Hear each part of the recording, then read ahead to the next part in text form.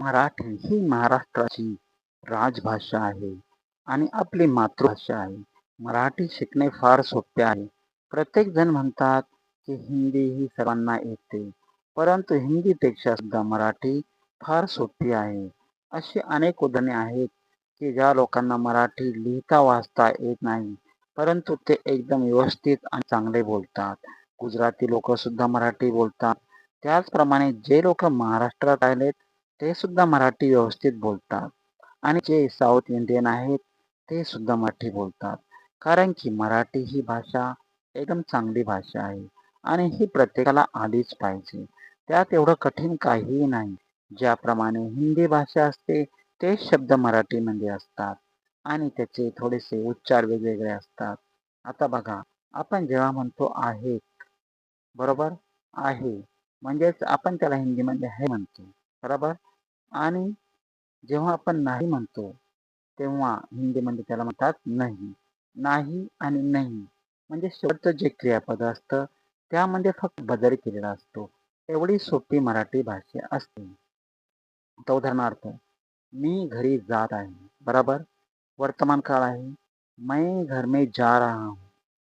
मी घरी जात आहे, मैं घर में जा रहा हूँ म्हणजे सेमच आहे. जात आहे, जा रहा हूँ. त्यानंतर बघा, मैं खाना खाता हूँ. मी जेवत आहे. मी खाना खात आहे. काही लोक असं म्हणतात, मी खाना खात आहे. खाना खाणे म्हणजे जेवणे.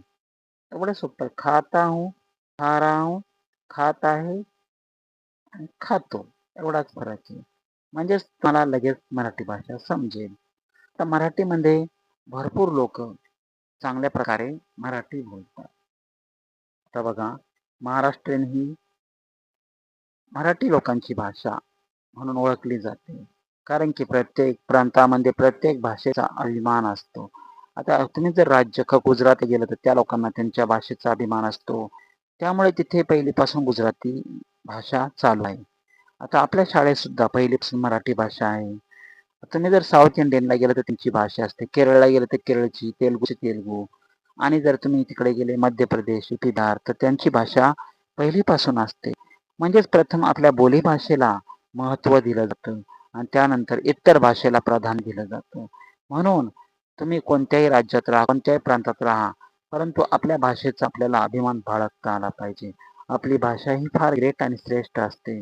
दुसऱ्या भाषेला सुद्धा नावे ठेवू नये. कायद्याने गुन्हा आहे. तुम्ही जर दुसऱ्या भाषेला नावं ठेवली तर तुम्हाला शिक्षा होऊ शकते. म्हणून तुम्ही कधीही दुसऱ्या भाषेचा तिरस्कार करू नये, आदर करावा. कारण की प्रत्येक भाषा शिकली तर ती काही वाया जाणार नाही. तिचा उपयोग कुठे ना कुठे कधीतरी होतोच. म्हणून मला असं म्हणायचं आहे की भाषा ही 10 किलोमीटरवर जरी बदलत असली तरी आपण ती आत्मसात केली पाहिजे. आणि आमची मराठी भाषा ही फारच सुंदर आहे. आणि कवी आहे त्याने म्हणलं सुद्धा आहे, चालतो मराठी, बोलतो मराठी, नाचतो मराठी, हसते मराठी. अशा प्रकारे कविता सुद्धा आहे मराठीमध्ये. आणि ती कविता तुम्हाला मी पुढच्या वेळेस नक्की सादर करून दाखवेल. नवीन असतील तर लाईक, शेअर, सबस्क्राईब करा. मराठी भाषेचा मला अभिमान आहे. तुम्ही ते शिका. वाटल्यास तुमच्यासाठी मी दररोज ते लेक्चर सुद्धा सादर करेन. Thank you so much. आभारी आहे. पुन्हा भेटूया पुढच्या व्हिडिओमध्ये.